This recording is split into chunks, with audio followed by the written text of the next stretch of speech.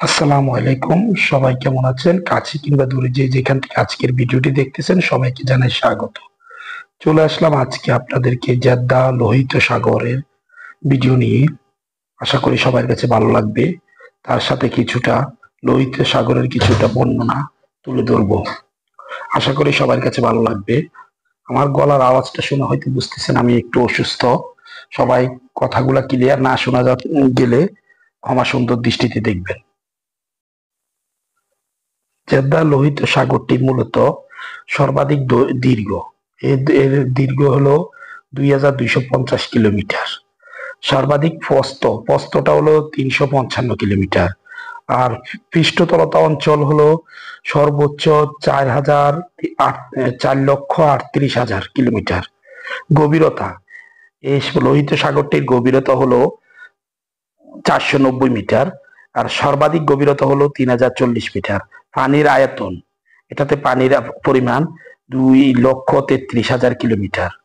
লোহিত সাগরের পৃষ্ঠদেশের ক্ষেত্রফল প্রায় 1,74,000 বর্গ কিলোমিটার। লোহিত সাগরের ক্ষেত্রফলটি হলো 1,74,000 বর্গ কিলোমিটার। সাগরটি প্রায় 1,900 কিলোমিটার দীর্ঘ এবং সর্বাধিক 300 কিলোমিটার কিলোমিটার প্রস্থ। এটি মধ্যভাগে সর্বোচ্চ 2,2500 মিটার গভীর।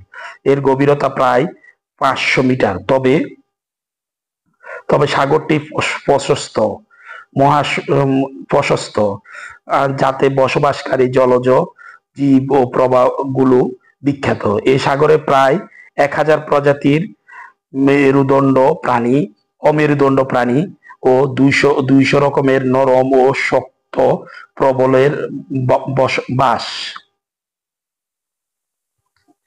আপনারা দেখেন এই সাগরটি কিন্তু আমাদের সেন্ট মার্টিনকে অনুকরণ করার জন্য সাগরের পাড় জুড়ে নারকেল গাছ লাগানো হয়েছে। আল্লাহর প্রদত্ত আমাদের দেশে সেন্ট মার্টিনে কিন্তু প্রচুর নারকেল গাছ, এখানেও কিন্তু প্রচুর নারকেল গাছ, কিন্তু দুঃখের বিষয় হলো একটি নারকেল গাছও পরিপূর্ণভাবে নারকেল আসে নাই। গাছগুলোর প্রতি প্রচুর টাকা খরচ করে, তারপরে কিন্তু তাদের ওইরকম ভাবে আশানুরূপ ফল আসে না। এই সাগরের পাড়ে কিন্তু প্রচুর হোটেল হোটেল ও পর্যটন শিল্প গড়ে উঠছে। এই সাগরটি দেখতে অসাধারণ লাগে। যারা আমরা প্রবাসে থাকি অন্তত একবারও যদি এই সাগরের পাড়ে যাই তাহলে আমাদের কলিজাটা জুড়িয়ে যায়। তাই সময় পেলে চলে আসবেন সৌদি আরবের জেদ্দায় সাগর পাড়ে। লোহিত সাগর দেখে মন জুড়াবেন।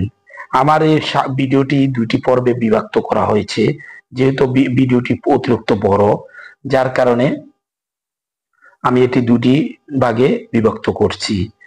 আজকে দেখতেছেন আপনারা প্রথম পর্ব।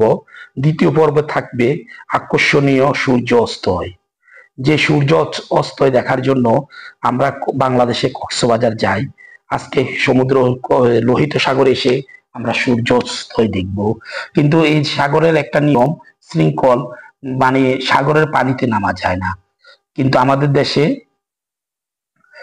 দেশে তো যে কোনো জায়গায় কেউ আইন মানে না, যে কোনো জায়গায় সাগর পাড়ে নেমে যায়। যার কারণে এই সাগরের পানিটা খুবই খুবই পরিষ্কার আমার মনে হলো।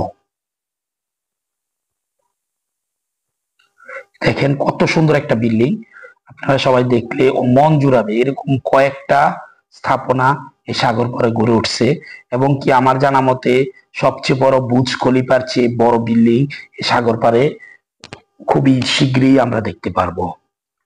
বুর্জ খলিফার পরে সবচেয়ে বড় একটি বিল্ডিং তৈরি করবে সৌদি সরকার, সেটা এই সৌদি আরবের জেদ্দা লোহিত সাগর পাড়ে তৈরি করার সিদ্ধান্ত নিছে। এতক্ষণ পর্যন্ত যারা আমার ভিডিওটি দেখছেন, প্লিজ আমার ভিডিওটার কোনো অংশটুকু যদি আপনাদের কাছে ভালো লাগে থাকে তাহলে আমার চ্যানেলটা সাবস্ক্রাইব করে আমার পাশে থাকবেন। আর আমরা ভিডিওটি দেখার শুরুতে একটি লাইক দিয়ে দিবেন।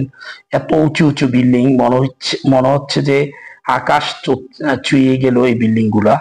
কেন অল্পের জন্য আকাশের কাছাকাছি যেতে পারতেছে না। এত সুন্দর যা বলার বাইরে, আর যেইগুলো তো অসাধারণ।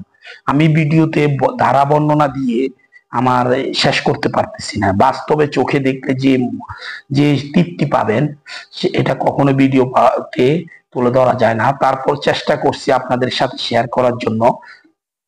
আপনাদেরকে একটু বিনোদন দেওয়ার জন্য চেষ্টা করছি। প্লিজ কেউ আমার ভিডিওটি স্কিপ করে দেখবেন না। আমার ভিডিওটি স্কিপ করে না দেখার অনুরোধ রইল।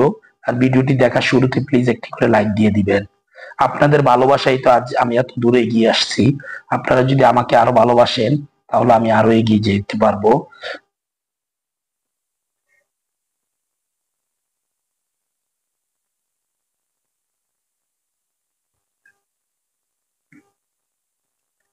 এটা হলো সৌদি আরবের জেদ্দায় লোহিত সাগর।